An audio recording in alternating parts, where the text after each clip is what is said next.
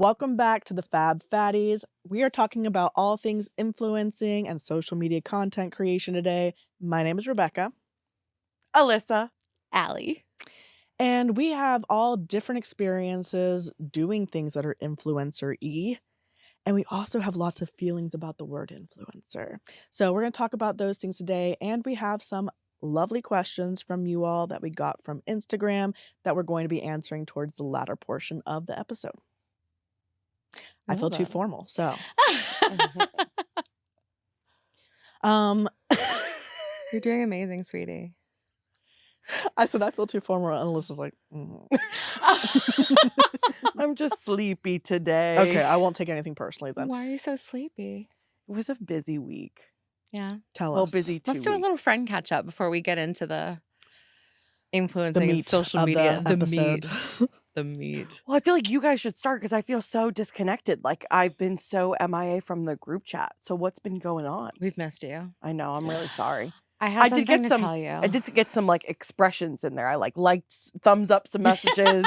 I thumbed down some messages. Oh, I didn't even see any thumbs down. Exclamation pointed some messages. Did you thumbs down something? Yeah. Oh God. I did. I have to go back. You guys were talking about 2003. Oh, okay. Well, fair enough. We were age shaming young folk. And I was in 3rd grade. Okay. That feels pointed. So I gave you a little. Where were you in 2003, listener, viewer? I want to know. I was entering high school. You We're graduating 3rd grade. graduating 3rd grade. My boyfriend was in kindergarten, so we love that for us. So, It doesn't make us feel uncomfy at all. not at all. Not at all. Alyssa, I have some really exciting news to share with you. Yeah. It turns out I am a reader. I can actually read, but it has to be smut. Okay. It has to be smut. I have straight up started reading. What are you reading? I read it very quickly. It's called Priest. I Yes. think. Yes, it is. It is, in fact, called Priest. As a former Catholic, I feel uncomfy again. You should. It is, I have not read that book. It did not grab my attention, but I know everything about that book. Boy, grab something. It is definitely, it's a darker romance, as what it has been, it's like categorized as, okay. There's really, if it helps you at all, there's really not much of a plot to it. It's really just like, okay, we have to throw in a few words here and there before we get to the Okay. right, to the spicy parts. I want to pull up the book that I'm reading. People are going to judge me because I actually cannot pronounce the name of the book. I've been reading books That's what too. it's called. What is that called at the bottom? I don't have my glasses on. Oh, sorry. Rhapsodic, Yeah. the Bargainer Book 1. Yes, the Bargainer book. Okay. Is this also smut? That's all she reads. That's all I've read. I'm like, Okay. can we stop even asking me that question? It is. Unless disclosed otherwise. Okay. Okay. I'm reading romance. Smut. And it's not always smutty, but it usually is. I'm loving this book right now. It's by Laura Thales. Thalas. Thales. I'm so sorry. But I'm loving it. What are you? It's just so close to phallic and it's smut, so it wrote itself right there. It wrote itself. I am not reading smut. I am reading thriller suspense. Okay. Oh, I'm also, but okay. those I listen to. Okay, well, yeah, I'm listening to them. I just listened to Sally Hepworth's The Good Sister. Oh my God. You might have suggested that one to me. Oh, I did. I'm Okay, like, wait, yeah. I did too. And now I'm on her book, The Mother-in-Law. But she's Australian, so I do kind of love hearing the Aussie, Right? the Aussie accent as I listen. But I I'm do love enjoying that. them so far. I really Love. like Sally Hepworth. I literally just started getting into her book. So I read The Good Sister. I think The Mother-in-Law is on my list. Mhm. But I also read, there was The Mother-in-Law, maybe The Younger Wife was Yeah, her now I'm like, is there one called like The Uncle? The like, all the cousin family half members, removed, the like- second cousin twice removed. Yeah, I'm like, are all of these books about those things? But yeah, But, the Good Sister was really good. I think it was called The Younger Wife. was hers. I'm pretty sure I really liked that one too. Okay. But yeah, The Mother-in-Law is on my list. I just finished, so it turns out I can do two things at once. I can listen, not at the same time, right? But like I'm listening to a thriller And reading a book. and reading Yep. the smut, but really it's just porn, let's be honest. I really will say the smutty books that I love is when the plot is really good and the love story is really good. There is a difference. Like sometimes if the book is just smut, I'm like, this is not that great. I'm not as invested as if like right now the book I'm reading, like the plot is really good. So Okay. it like makes it a page turner, and then the relationships building, like it's more enjoyable than just like Yeah. spicy I scenes. did a Google search of like most popular smut books, Mhm. and Priest was like up there. It was Yeah, it like was. internet worthy, I don't know, Yeah, internet yeah. famous smut books. Up there I with Credence, so I did not see that on the list. Mel B. However, Douglas. I understand why. I went through it very quickly, and I'm just waiting for the punchline for that one. it went through me very I quickly. My arm hurts. Well, my week has been busy in a different way. Cool. Yeah. The semester is ending, so I just yesterday taught my last class of the semester. Wow. Yay, And snaps for Rebecca. yes, at the end I was like, peace, love, bye. Have a great summer. Hags. Even though like the classes have ended, I still have exams. I still have a lot of grading to do. But grades are due, I think, like May 9th. So it's the end point is here. Like I'm going to have to finish the grading. The grading is The happening. finish line. It will end on May 9th. And then I'm teaching again in May 20th or something. It's an online class. So I don't have to show up anywhere. So I get to burrow. I have 2 more days where I have to go in person to meetings. And then I get to burrow or sunbathe for a couple months, and I'm very excited about those options. I Yeah. love that for you. Yes. Is this sunbathing happening at a pool near you? Yes. Is it at your apartment? Yes. Oh, I'm coming. Yeah, that's fun. You can come. Thank you. You have to sit 2 lounge chairs down for me. Why? Just because I wanted to. Just because I want to make you. Those are her rules. I need space. I need space. But I can sit right next to you. We'll think about that. I You'd don't have to know. use your Did you see the vlog? inside voice. You don't want to sit next to me? Are you vibing with us? Adam and Eve wants to vibe with you too. All you have to do is go to adamandeve.com now. Adam and Eve is offering 50% off just about any item to our babes with code TFFPod. Talk about getting it up. But that's not all. When you get one item, they will also send you 3 bonus sexy items and 6 free movies. Again, just for being our Fab supporters, you can enter code TFFPOD at checkout and you'll get 50% off almost any item plus 10 free gifts. It doesn't matter how much you spend or what you buy, all will be packaged and sent discreetly for free. I think I feel tears of joy coming on. Anyway, don't forget, use our code TFFPod, that's TFFPOD at adamandeve.com, and let Adam and Eve put a smile on your face today. How's your week going? Yeah, tell us a little bit about your week, Alyssa. Yeah, it's been rough. It's been a rough 2 weeks, actually. I feel like I need to give you like the context of the last 2 weeks. Yeah. So it was just really crazy. It was Billy's 30th birthday. And I like really wanted him to feel celebrated because we never really do anything big. So we went to the AJR concert the night before, had the most fun. We had Billy's birthday, then we had birthday with the family, then I had his friends over, and then we went straight into Tech Week at work for Mean Girls. Yeah. Now, anyone who doesn't know, Tech Week in theater is like basically described as Hell Week.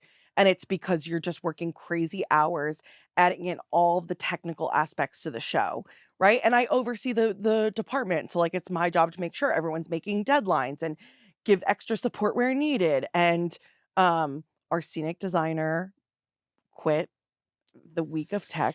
Oh, man. So I needed to get extra hands in to paint the set. I needed to get extra help around. And it just was chaotic. Yeah. And then on top of that, I'm working more than 40 hours that week. So I worked 50 or like close to like 40, I think like 47 hours. And you work every single day. So I worked, all through the week, and then I got a little break over the weekend, except that's when we celebrated Billy's birthday with the family. Yeah. And that's when Billy's brother and his girlfriend came to visit. Mhm. So we just had company at the house, and it went into another week of work. And I've been doing a lot of emotional work in therapy. And it just is one of the things where if you look at each individual bucket, Mhm. it's like, oh, I can handle that, right? I Yeah. can handle the work that comes with the podcast. I can handle working more hours at work and the show. I can handle family and friends. I can handle therapy. I don't know if I said that, but like you put them all together and like the capacity is just so full. So 2 weeks ago, not this week, but the week before, my therapist was like, hey, maybe we should like pull back. Like you're going, going, going. And I'm like, I'm so happy.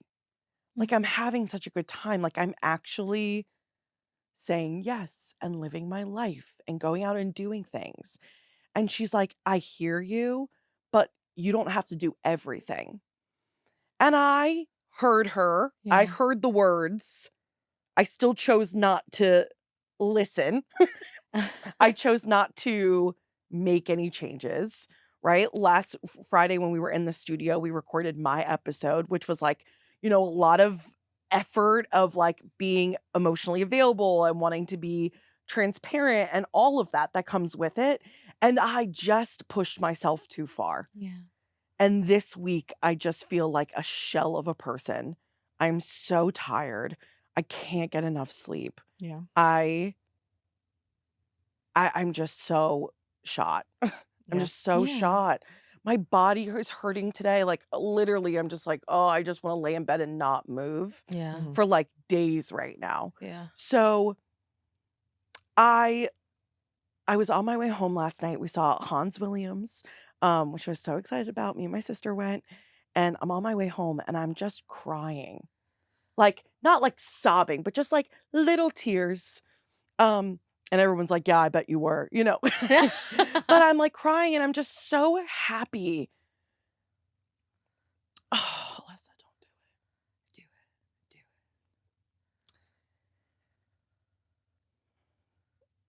There's something really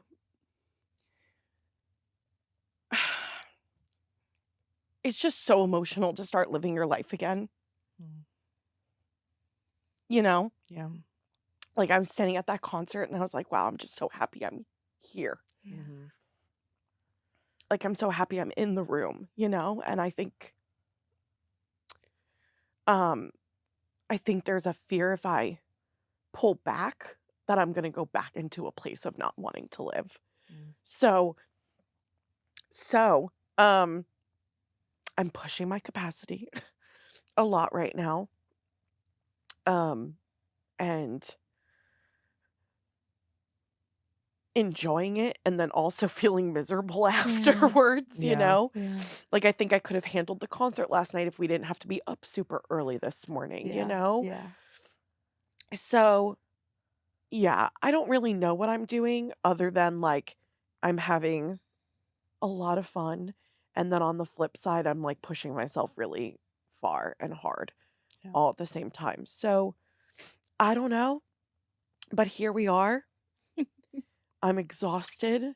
Yeah. My bucket is full and I still don't really know how to navigate it moving forward. So I was a horrible friend this week to not only you two, but also my other friends because when I'm overwhelmed, the first thing to go is communication. I just like disappear. Yeah. That's how my parents have always said, like growing up. They're like, we always know you're not good because we don't hear from you. That's fair. So I'm hoping to recharge a little bit this weekend, even though it doesn't necessarily slow down. It's closing performance weekend of Mean Girls. So I'll be at work on Saturday it's also dance recital time. So Yeah. like I got to get dance costumes out on Saturday morning. And then Sunday is closing of Mean Girls. So lots happening. And I'm just the little engine that could. Yeah. I think I can. I think I can. I feel for you because I think for me, the beauty of my career, which, I don't necessarily love my career fully, but the beauty of my career is there are rests and I know they're coming. And it is easier to push to the finish line knowing a break is coming. And this is what I said to you the other week. I was like, why is everything overlapping? Why is the Yeah. end of one actually Yeah. overlapping with the start of another? Because there's no like rest to be like, okay, we accomplished it Yeah. Yeah. before you're already on the next thing. And I can't imagine the stress of that. Yeah. Quite frankly, that is the beauty of a semester in school. There's a beginning and there is an end. Yeah. And there is a break between. So thank you for coming. Like, because Yeah. I know today was like Yeah. hard to show up. Thank you for coming. And like, we're just gonna take a chill. Well, we said our topic was influencing. We're like 30 minutes in. We're gonna be like chill in our conversation today. It's yes, we want to share like our honest opinions and stuff, but also like it's hard to come and do the deep emotions every week, and today's gonna be a little bit lighter, I think. Yeah. Thankfully. Well, I'm putting you guys on the spotlight today because Well, you that's guys okay, are because guess what? influencers. That's right. You step That's into where the we like spotlight. today. Watch out. I was gonna say, especially that one. I mean, her name is literally Lights Camera Alley. I think I show up a little bit differently in the That's fair. wanting of space, but I certainly do take up space and want space for myself. It just might look a little different. So, are we feeling okay to start talking about that? Yeah. Okay. Oh, I'm saying it. Are you feeling okay to start talking about Yeah, that? I'm gonna Vibe. sit Yeah. here quietly for a Vibing. little bit. So I do think, for some people who might be new to us or newer, or they might have found this podcast through one of us, just like a brief overview is that I have been blogging since 2010. Influencer was not a term back then. We called ourselves bloggers. And I've had years where I stopped because I think there was probably a 2-3 year where I stopped posting online much. That's when Instagram really became like the big thing and I just kind of wasn't as into it. Then I came back in when I got really into YouTube, and that would have been around like 2018 or something like that. And so I would say when I started doing YouTube is when I really started thinking of it more so as influencing, marketing, etc., social media content creation, because I was creating videos, not just writing my journal online for all to read in my blog. So that's kind of my history of it. Allie, when did you get started? So I feel like it's hard to pinpoint. I started playing around with it well, that's not true. Okay. I've always been a fan of social media. I mean, I was on Facebook when we had to have you That don't know this, but the when university email address, when you had to have your college email address yes, to get onto Facebook, right? because it first started as a college only, and you're connected to people in your It did, college. yeah. It So was a great golden age of Facebook. it was. It wasn't there was Animal Farm or something. What was That's that? right. But like you had to get either like invited and you had to have a college email. So and like when Facebook came out, it was like I think right at the end of our high school years. Mhm. And so like most of us had already gotten like our acceptance letter to college. So we already had our college email addresses. Like we got to get in like before we were in Oh yeah, you college. scooped all the college freshmen out or Hell college yeah. upperclassmen. You're like, "Oop, doop, doop." Yep, exactly. You were stalking people back in the day. Anyway, so I was an early adopter of all the social media stuff. But my first Instagram picture back in 2012, I'm pretty sure was a picture of a Cam Newton Gatorade bottle, which I put every filter on. I don't think it was really until I want to say 2020, oddly enough, that I started posting really myself in a way that I was like, hey, look at me. Mhm. Because before, if there were years and years where I was posting my Weight Watchers content and my look at me, I'm shrinking content. Mhm. And then it was just years and years of, hi, I have cute nieces, cute cats, and I sell houses. So look at these things. Please, for the love of God, don't look at me, right?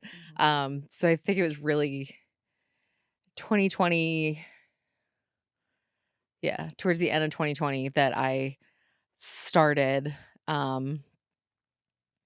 kind of just playing around with like, hey, this is a cute dress. If you think it's cute too, here's where you can get it. And then that, evolved into This. take off your clothes and be who you want to be. Yeah. And then Alyssa is much newer to it. When do you feel like you started posting things that were more publicly putting yourself out there? My first CLT Plus event with you guys. Okay. And I know the first one you came to, was that, OMB? Or Mhm. was that one Mm. before? That was okay, so we went to Old Oh, Mech. the first one the first one I went to was, Oh, as an organizer? yeah, That's as what you an mean? Okay. organizer was kind of the Yeah, so you came as a friend of Valley's to one event, and that was probably over like a year or so ago, yeah. more than that, at a brewery. But then when we get called in for organization help, you volunteered, and so our first event for that was last fall. Mhm. Okay, yeah, Yeah. yeah. Yeah. Well, we went out to Magic Sushi after, Yes. and Mhm, it was those photos where I was like, "Wait, I, like, love my outfit, mhm, and I love this girl gang," and it was fun. Yeah. So, yeah, Yeah. love that. yeah. Love it. Love So, that. That was a fun day. one of the things we were thinking about, like, this term influencer, because this is a newer term, um, and what that means to us and what we want our influence to be. I think whenever I, like, tell people about what I do, I always say I make plus size fashion content. I say I'm a content creator. And, I know that some people do feel weird about the term because it assumes in its role that your job is just to move people towards certain actions, and I don't think that everything I put out there is just to move people towards Mhm. actions. And a lot of times influencer is thought of it also as like a monetized action, right? Like to sell things. But also I do make a lot of shopping content because I enjoy shopping content. I watch a lot of people do try on hauls. That's how I find out about brands. That's how I see how things fit. That's often how I discover like clothes I want to buy. So I enjoy making that content too. So I can't say that my content's not oriented towards shopping. It Sure. definitely is. Um, but I do tend to like move more towards content creator as a title I feel comfortable Yeah. with. Yeah. I feel like I'm the same. I I do feel I have this inherent, like, almost like, I feel myself cringe, even though I don't think it's cringe at all to be an influencer. Mhm. I don't think it is. I feel myself cringe when I say, like, "Oh, what do you do?" "Well, I'm an influencer," right? And it's like because there's just so much more. I think it's more because I think of all the people that are like, "Oh, well, get a real job," Mhm. like, whatever, but, like, people say that about everything, right? Yeah. Um, or they have something negative to say about anything, right? And we'll get into that. But, like, um, I do think that there's so much more than that, right? And honestly, there's no shade to somebody who literally is just only putting out, "Hey, buy this from me" content, right? Like, it is a job, and it takes up a lot of time, trust me. Um, but I do tend to lean more towards saying, content creator. And then even a step further than that is, I definitely started out like the influencing air quotes in just playing around with, plus size fashion and everything. And I still definitely put out a lot of plus size fashion content. Um, but I also I call myself a confidence creator because I very much like to also put out I don't know. I feel like it's a little like what's the word I'm looking for? Uh, I don't wanna say that I'm inspiring because that feels, um what is the word I'm looking for? Motivational? No, I feel like you're a hype girl, which I guess is the same thing. Yeah, I don't know, I feel yeah. like you're a hype girl. I try to be, that's the thing, is like, is as calling myself a confidence creator is like, I want everybody to feel the way that I feel because I spent so long, like, not, right? Mhm. Not showing up for myself, like, kinda talking about what you're talking about, like, holding myself back from life events, from concerts, from baseball games, like, from holding myself back from having fun because I didn't think I deserved it, I didn't think I was worthy of it, I didn't, all these things that I held myself back from, Mhm. um, I very much like to put content out of, take up the space, be who you wanna be, because we're all gonna die someday anyway, right? So, like, it very much evolved from me starting out with the plus size fashion, Yeah. and I think anybody who puts themselves out there in any capacity, like inviting the internet to look at their body, like, Yeah. is just, I mean, you can call it not a real job all day long, but you have no fucking idea Yeah. what it takes. Yeah.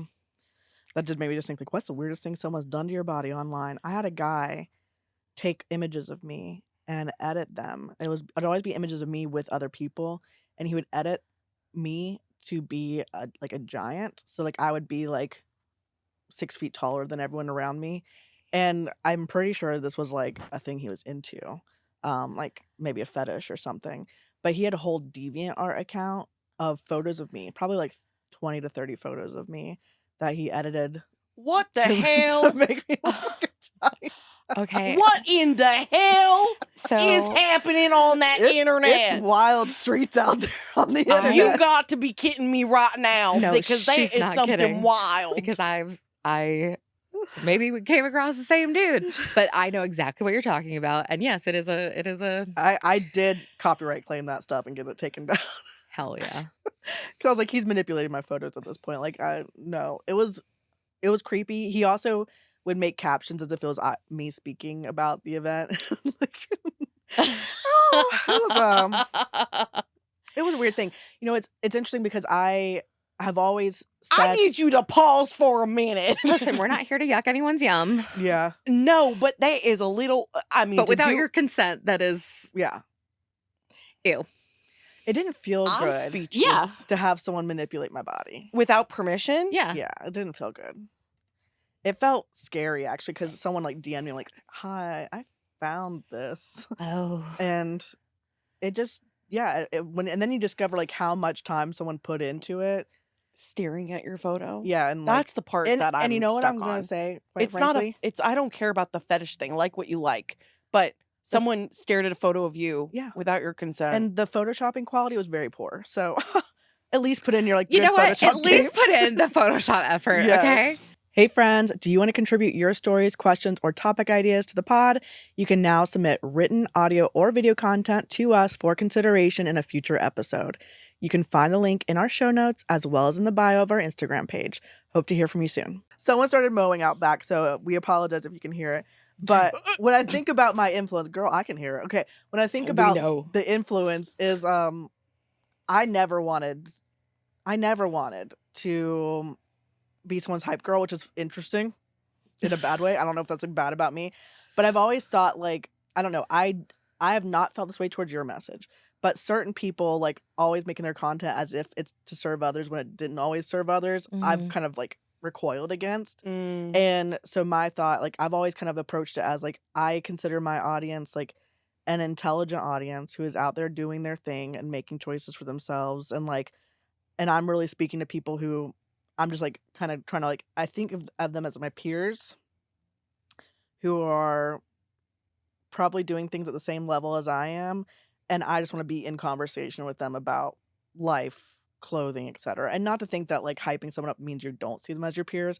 It's just never been a mission of mine. Yeah, I get that. The mission of mine is more so let's have a conversation about things, not that like you need me hyping you up or something like that.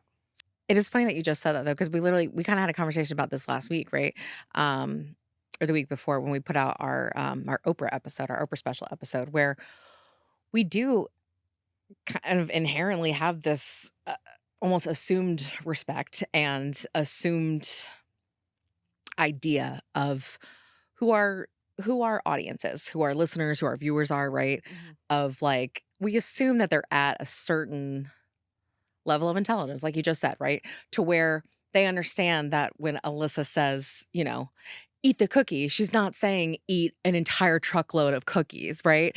Whereas the internet is like, oh my God, this fat girl is saying never eat the carrots, only eat the cookies. And it's like, okay, don't make us not assume that you're smart, right? Like, we assume that you're all smart. We assume that you all can understand that you're taking this out of context, right? So I think that's interesting using your word. Because same, I feel like I do have that, like, I want to believe that everyone who's following me and everyone that engages with me that I engage with as well is on that same level of like, I'm not here to teach you. Like, if you came here to learn not to eat cookies over carrots, like, why are you here? I'm not a doctor, right? I'm not a dietitian, right? Like, I'm assuming that you're here because you want to be on the same journey or you are on the same journey. And, you know, what are you do like my fashion or you do like my message, whatever that is, right? I am assuming that we're on the same playing field Mhm, and not that I'm gonna have to explain every word that comes out of my mouth, you know? mhm, What were you gonna say? I was gonna say, I thought what you were saying actually just speaks true to how you both got started, mhm, right? Like you got started because you enjoyed the content. So you mhm, were like, I'm going to make content that I enjoy watching for other people and be involved in this community mhm, versus you got started in the sense of like, no, I'm going to take up this space and I'm going to live with my confidence, right? So like I think you both post content that is true to what inspired you to get started, yeah, you know? Yeah. absolutely. One of the things I was reading this week was, articles about TikTok, big like, the TikTok ban and if that's going to happen or whatever, and one of the people was talking about how TikTok changed social media so much because it moved us away from engaging with community into engaging with what they call interest posts. So on TikTok, we might not have, like, large networks of community, like, the plus size people, you might not have a plus size community on TikTok. What you might have is certain interests that get filtered into your feed from TikTok. And if Mhm. you happen to be interested in plus size fashion, you find it. And it made me kind of have this like light bulb moment of why maybe social media has changed for me. Like my interactions have changed. Um, how many people respond to my posts? Like we all say like Instagram's killing itself, and it truly is. But like I don't get as much interaction as I used to get on Instagram. And I do think it's because it's fundamentally it has changed to where you're seeing your interest more than you're seeing your Mhm. community. And like Mm, even now when I get on Instagram, what am I seeing mostly? Dog and cat videos and horoscope memes. I mean, because That's fair. apparently that's my interest, That's fair. And I'm like, well, no wonder I'm not showing up because I'm very much still posting as if it's community oriented. And so that's one thing about like doing this if you're ever interested. It changes over time and like Mhm. the way the apps work, their algorithms, the way people consume content changes over time. So what you did for years that was fulfilling and brought people in and you engaged with might not continue that way. Like, you might see a decline of that because those things change. It's not stable, you Yeah. know? Yeah. When it comes down to influencing, a lot of, like, the concerns come down to money. I think there's an image of influencers making a lot of money, and that's because some influencers do make more money than a traditional career will ever grant them, you Mhm. know? But there's also, like, the idea of micro influencers. I don't even know that I would be considered a micro influencer, no. but my bank account says I'm a micro influencer, based on what I bring in, and I also think that has changed over the years. What Mhm. companies pay, what gets deemed payable content changes over the years. So, what is the reality of pay, in your experience? My experience, um, it has been all over the place. Mhm, I've had it's been all over the place. Yeah. I will say the majority of companies that reach out to me, not I've reached out to them first, they've reached out to me. They're just like, "Oh, we want to send you something." Cool. Thank you. Right. Which again, it's not that's no shade, right? Because I am grateful for the partnerships that I have, the collaborations that I have, right? Because there is also like there's very much like a language around them, right? Like if it's a collaboration, you got it gifted. If it's a partnership, you got paid, right? Um, but I think people don't really know that. mhm. Um, but I Some get I was gonna say, I actually know of a hashtag where it's a gifted campaign and the hashtag is partner. So, yeah, it's not there's always several. yeah, Yeah, there's several like that, right? yeah. But like as soon as a company emails me and says we want to collab, I'm like, oh, so you don't want to pay me, right? And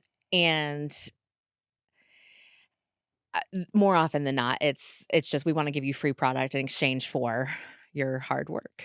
Yeah. And um there are some that, will reach out and like, "Oh, what are your rates?" And then the ones that I reach out to directly, I'm like, "Hey, I would love to work with you. Here's what my rates are," right? Um, Less and less lately am I seeing anyone, wanting to meet my rates, or even it has been dwindling as far as, like, people that wanna pay or brands that wanna pay versus just gift stuff. Yeah. Now on the other hand, like, on the other side of that is there are brands that I think genuinely deserve more recognition. And so when like there have been brands I've reached out to and said, "Hey, I just want to do a trade because I really like your brand. I like what your message is. I like the sustainability, the inclusivity, all those things. If you'll send me a couple of pieces, I would love to do some content for you." Right. Um, and I know that this is a loaded question. Or sorry, this is a loaded answer for your very simple question, I feel like. But I do feel like there's a lot of negative discourse around gifted versus paid.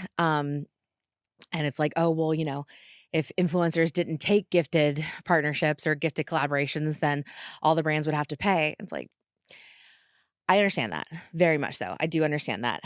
And that wouldn't leave room for new influencers, right? For people who want to get into this, who do have to start from the ground up, who have to start with a Amazon brand who says we want to send you pieces of clothing that you probably aren't going to like, but if you post them, somebody somewhere is going to see that, and then somebody else is going to see it, and then somebody else is going to see it, and then maybe one day you're working with one of your favorite brands. So you have to build it.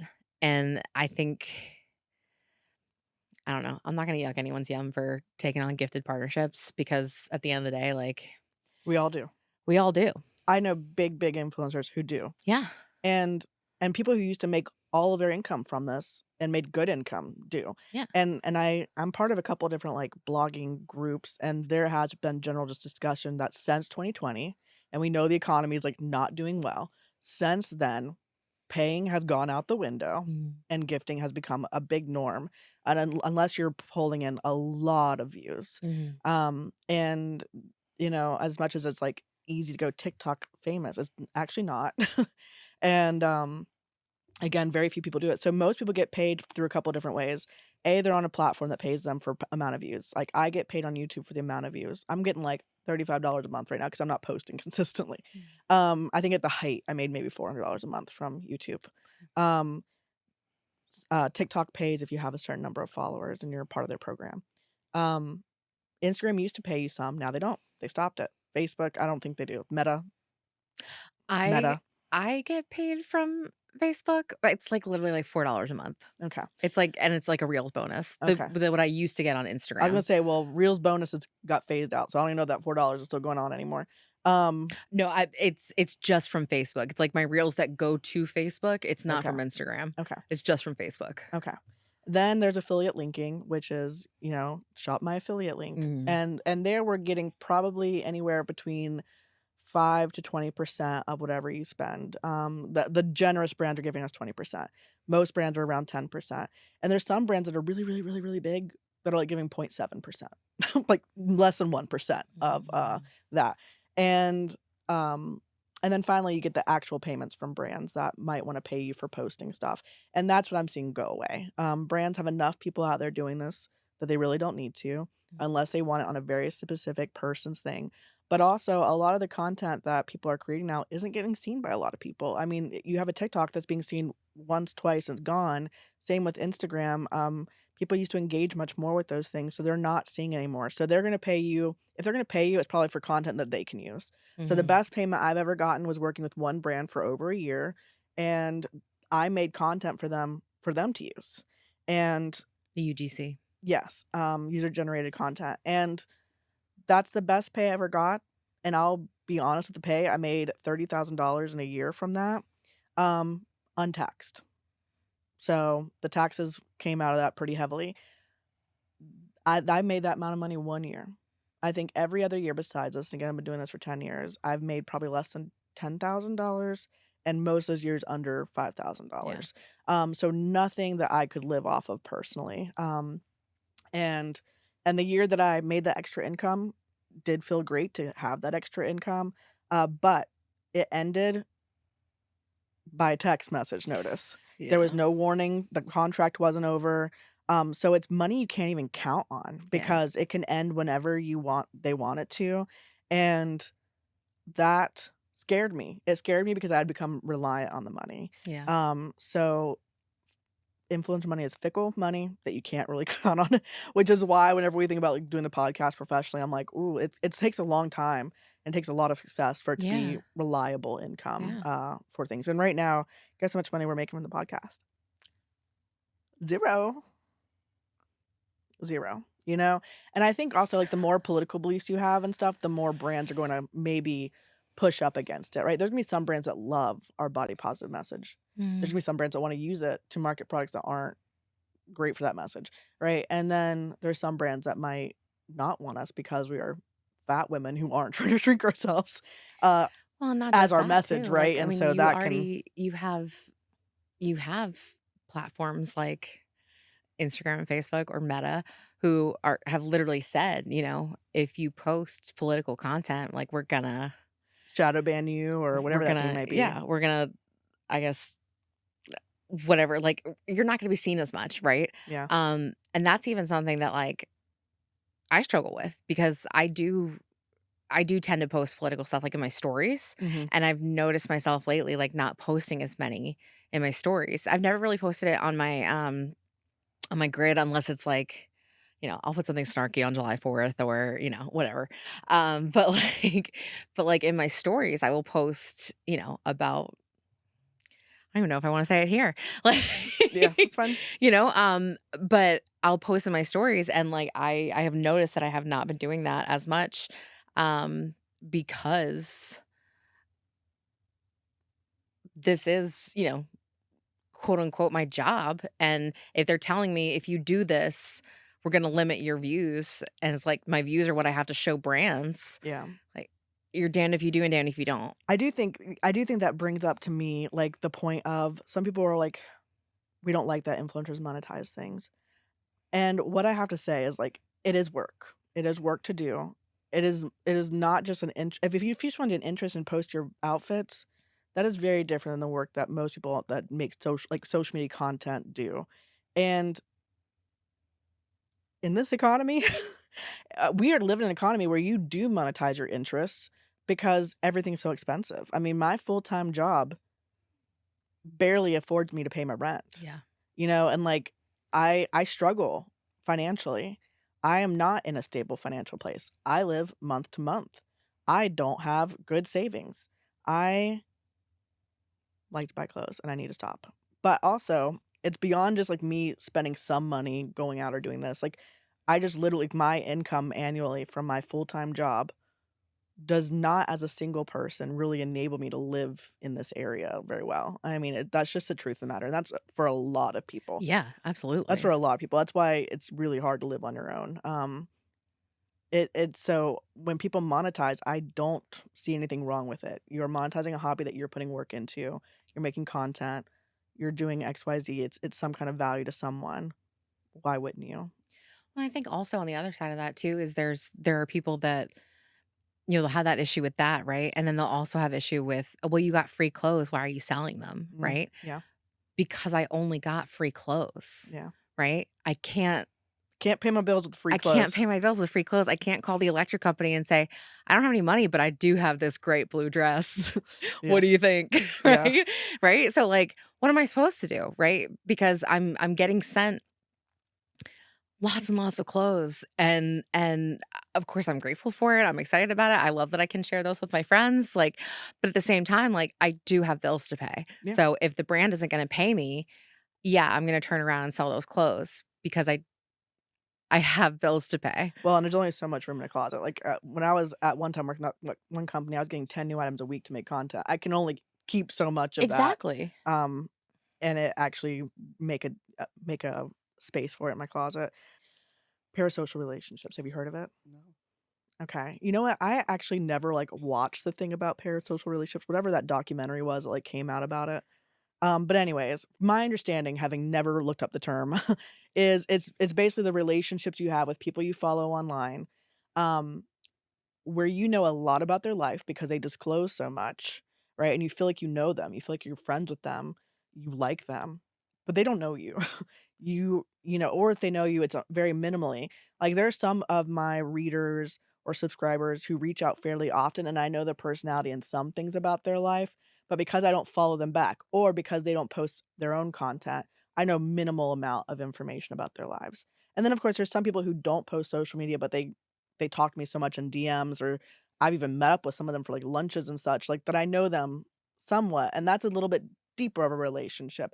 But a lot of the people that follow us who know a good bit about our lives, we don't know anything about. Mhm. And essentially, the parasocial relationship is like kind of this idea that the people who do have those relationships, and I have them with people myself, I follow a lot of influencers and I've followed them for a lot of years, is maybe you might have expectations of them.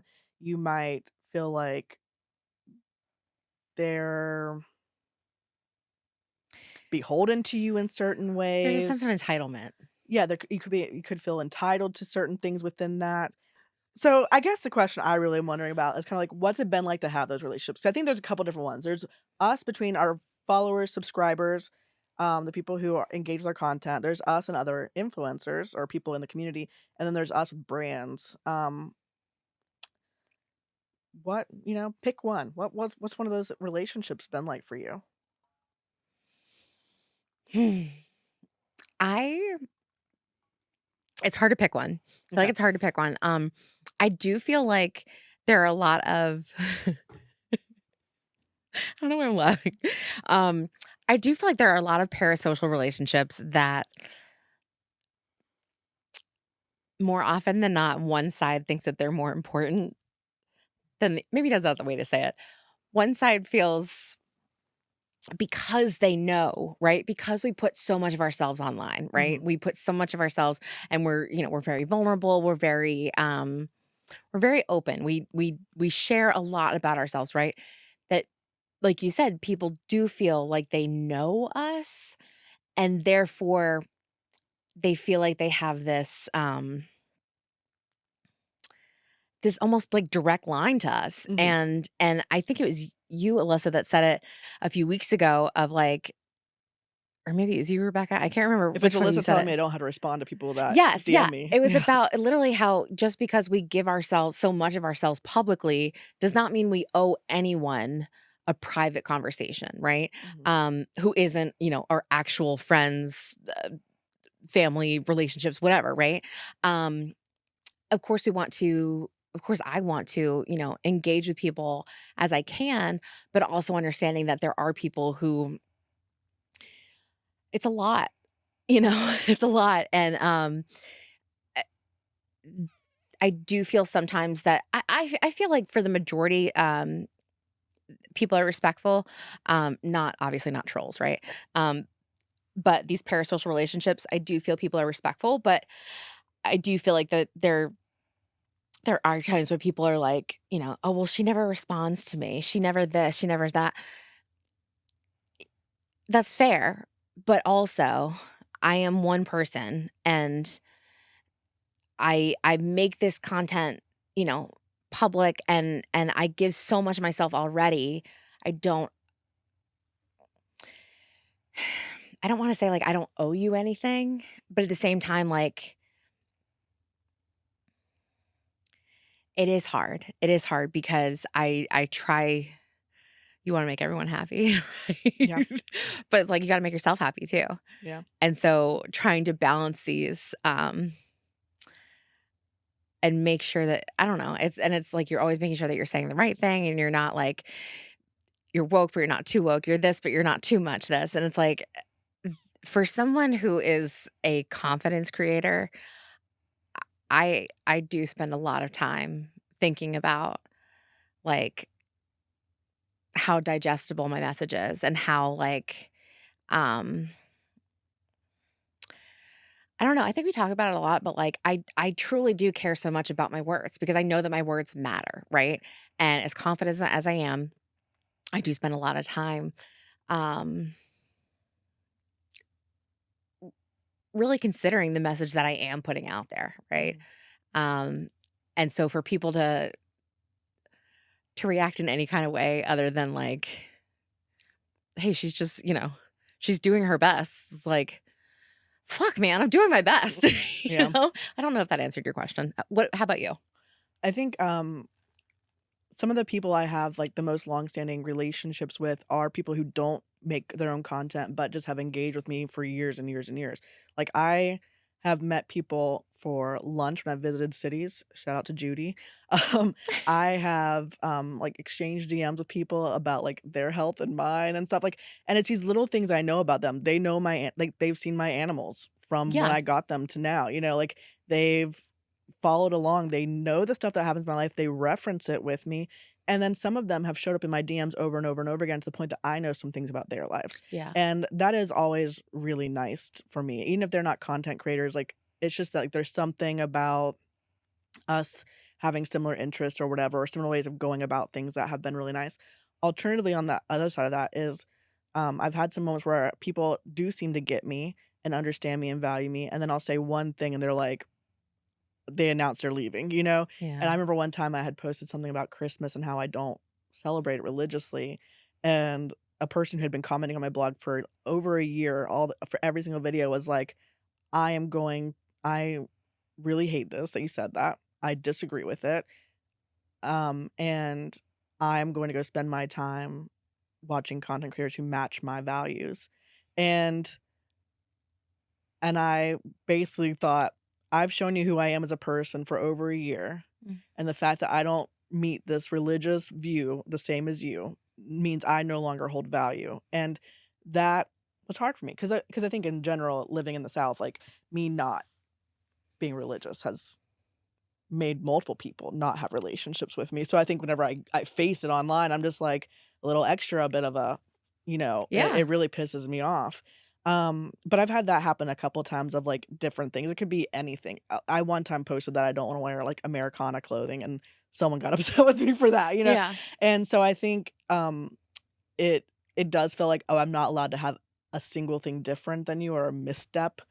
If a one singular misstep online means that I am no longer a valuable person, like, Yeah. that to me is a toxic thing, because I think in general in life, we give people more grace than that, Yeah. or we, hopefully accept people with more diverse experiences than that in our life, um so that's a little bit weird. I think in terms of, like, other influencers, the people that I've met in person, I tend to have the most relationship with. People who I've talked to online and then in person, they reinforce that same friendliness that I assumed, online matters. I've discovered that a lot of influencers are shy, and that's why they've chosen the medium of the Instagram to express themselves. So, there's been Of plenty of the people Instagram. The the Instagram, Instagram, They've chose the media of the the Instagram. the Instagram. World Wide Web. Yeah, there's been several people that I've followed and have even commented on back and forth with online, and then I met them in person, and my first thought was like, "Oh, they're not giving me the time of day," and I did eventually come to think like, "Okay, I think they're actually just shy and introverted." Yeah. Um, and then there's some where you meet and, like, they seem like they just wanna talk with their friends, and it's an inside-outside group, So, like, it's just like any other place that has groups of people, Yeah. like, I think there's definitely influencers who are like, "I only want my peers to be my friend group," aka the people who have the same number of followers as me or as I see in that way, and they give no time to anyone Yeah. that's, newer to the or than them, and that kind of is blah, to me. I always hate that because it's like, and I mean, in any industry, right? Because Yeah. it's like, but you were new here once, Yeah. right? And think about the people that reached out to you or held out a hand to you, Yeah. right? And helped you up, right? Don't you want to be that for somebody Well, else? and it doesn't even have to be, like, a helping up, like, I think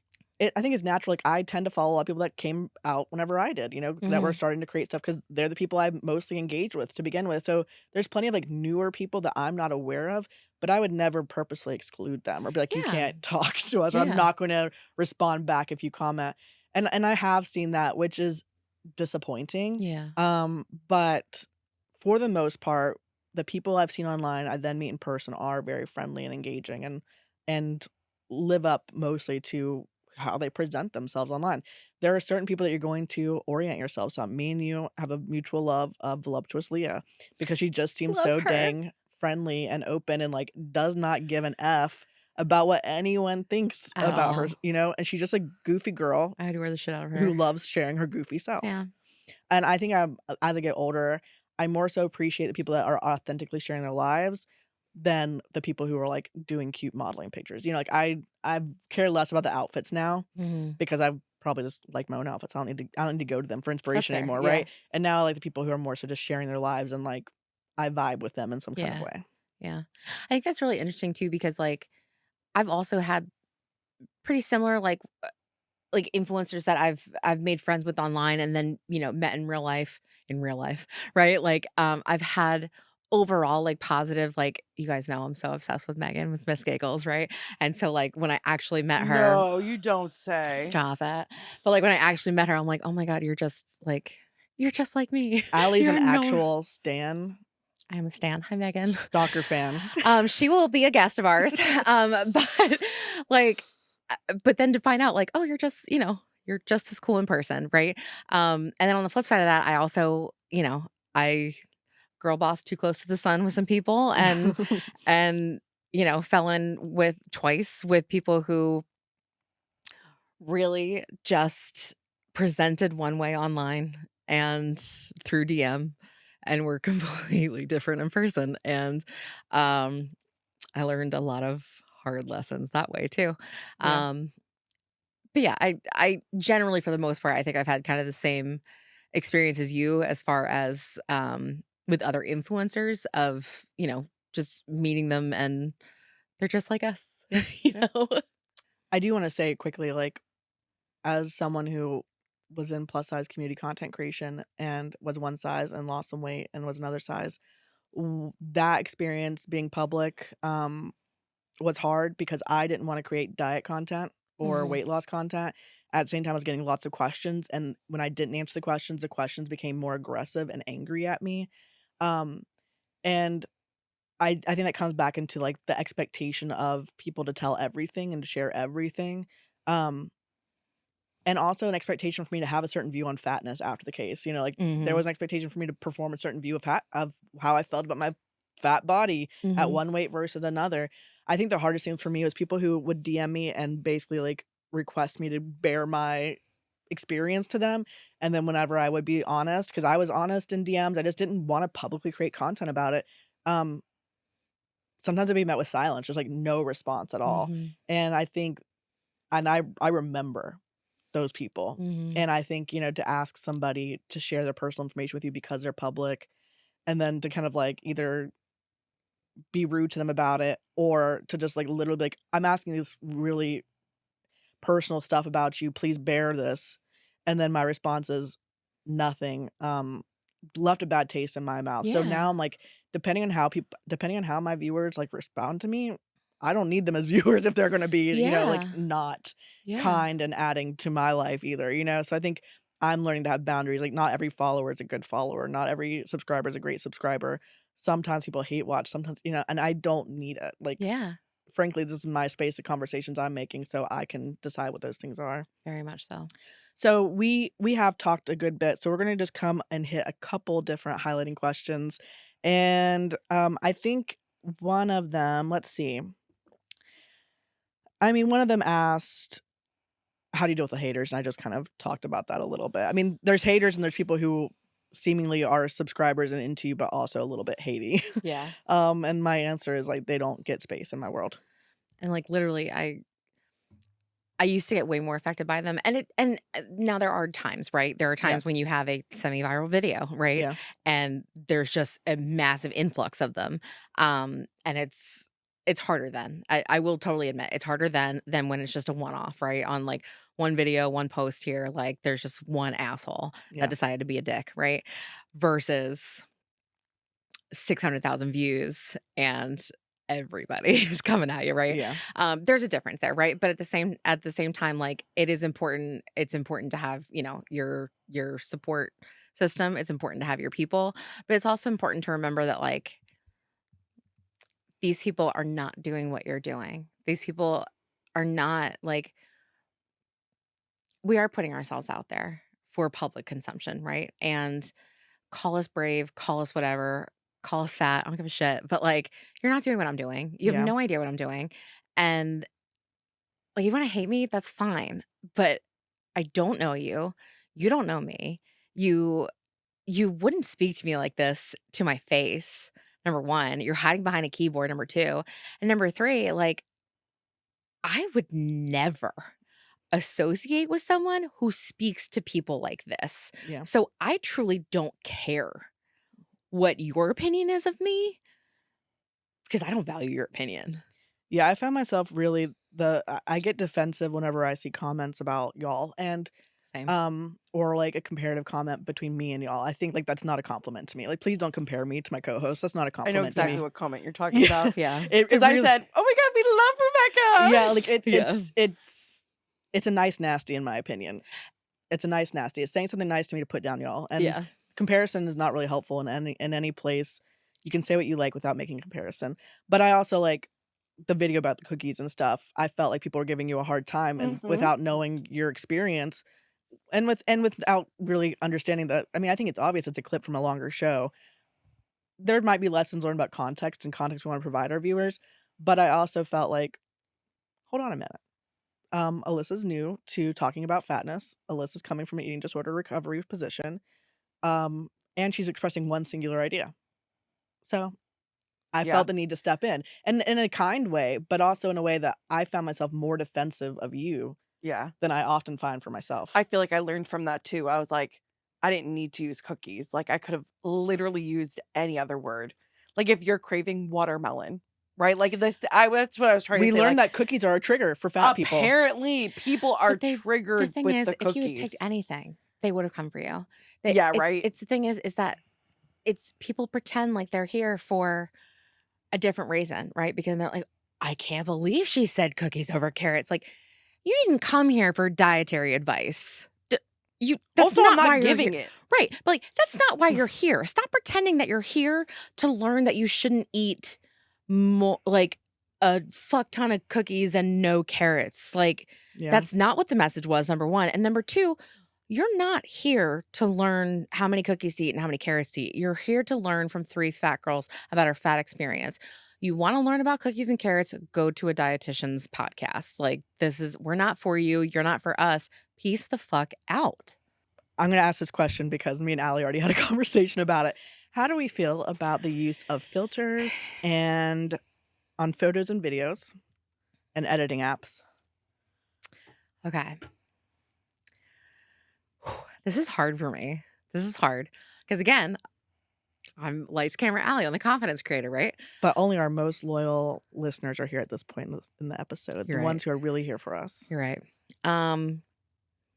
I used to edit the fuck out of myself. Everything. I used to edit fat rolls. I edited my arms, most specifically my arms. I edited my chins. I edited my legs. I edited everything.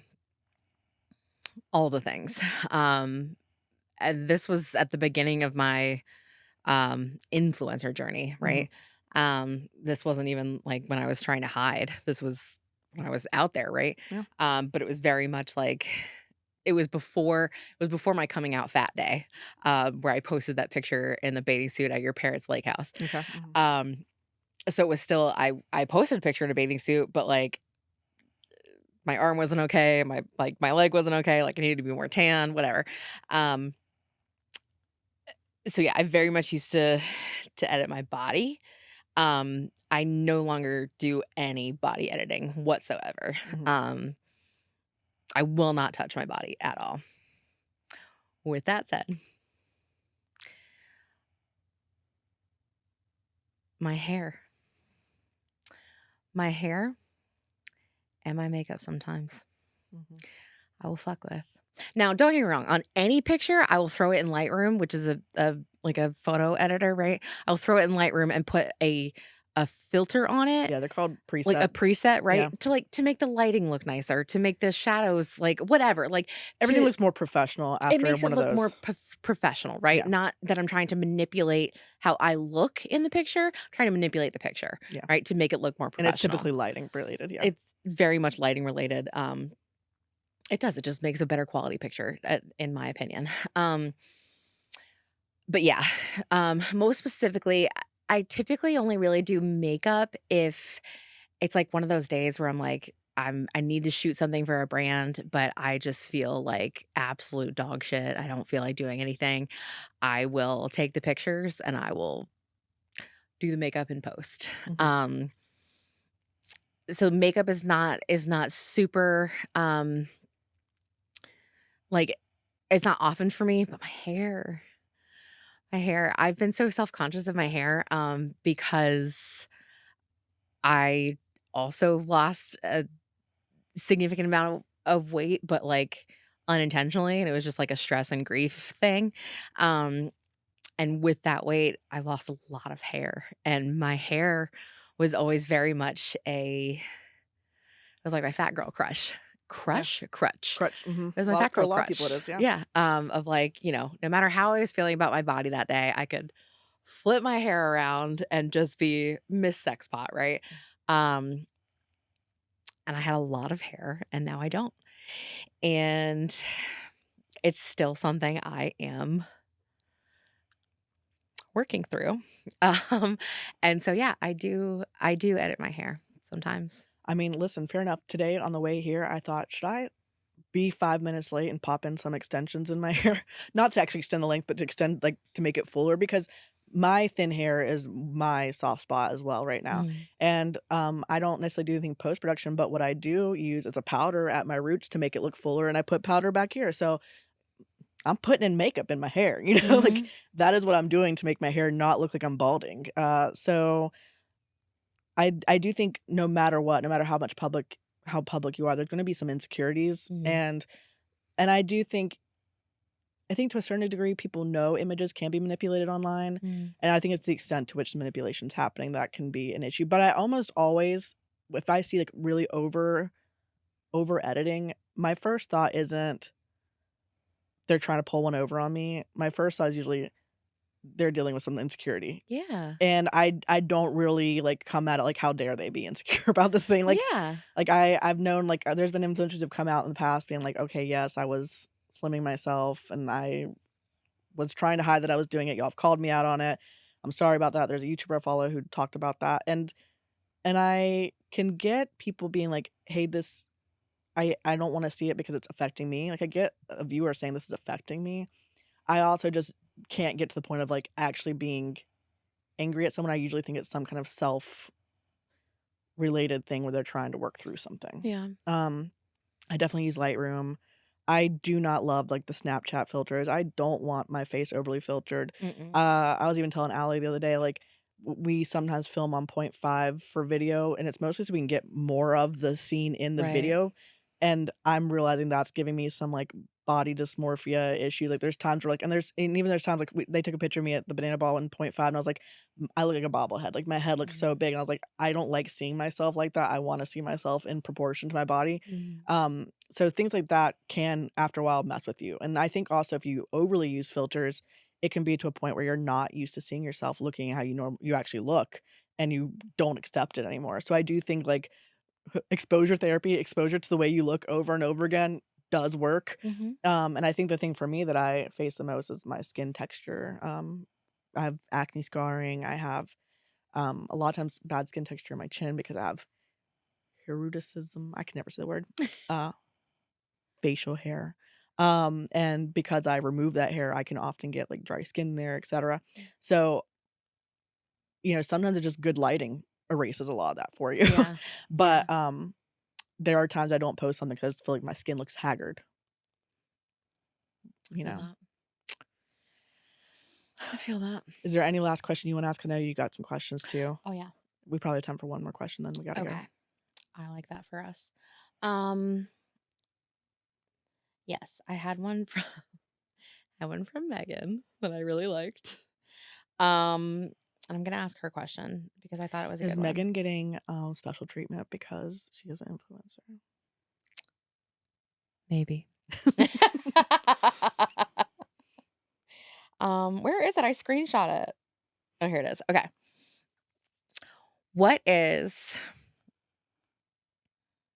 hey, we talked about some of these. Okay. This is from Miss Giggles. What is the worst slash best slashed? What is the worst slash best thing to happen to you from becoming an influencer? Okay, I like that. Best thing was absolutely getting to know people online that more align with me than people I meet in real life.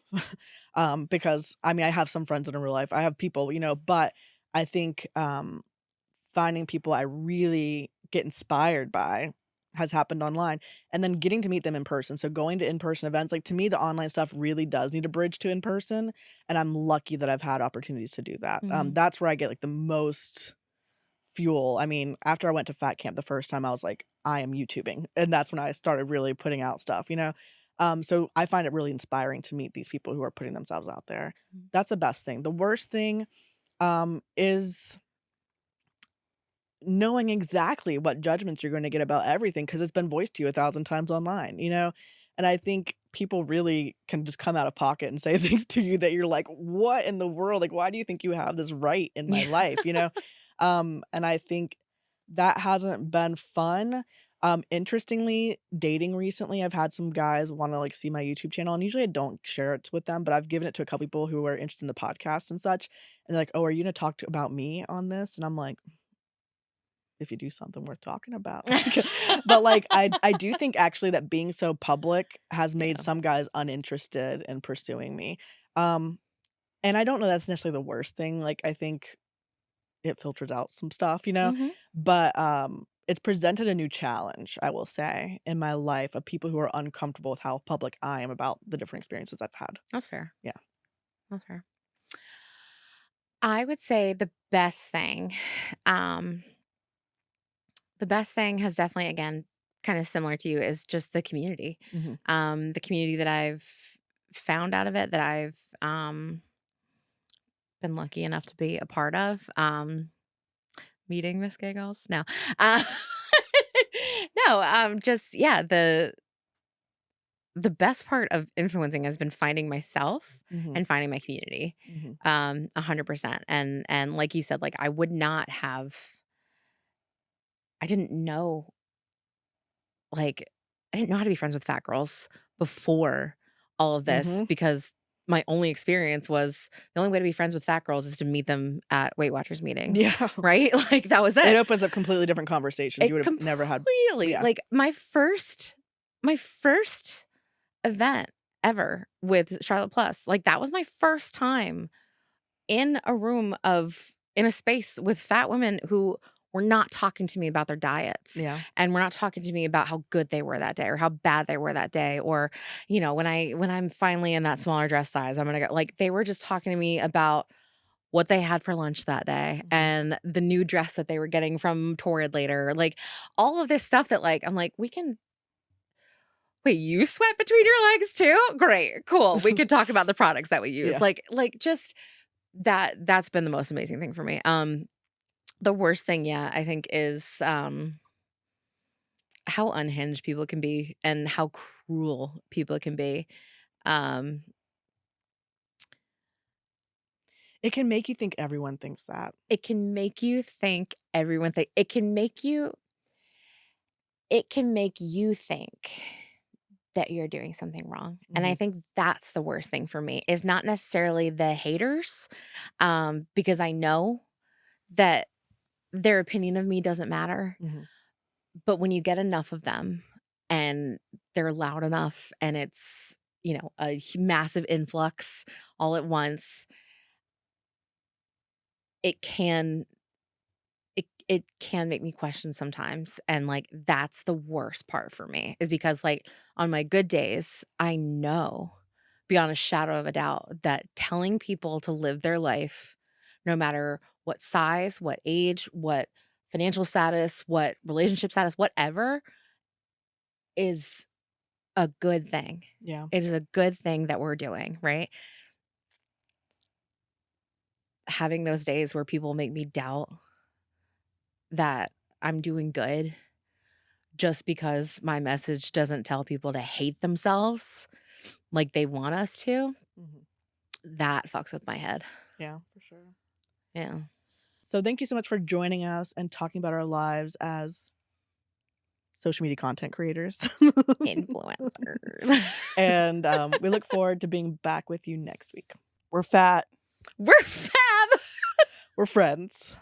And we'll see you next time. Bye.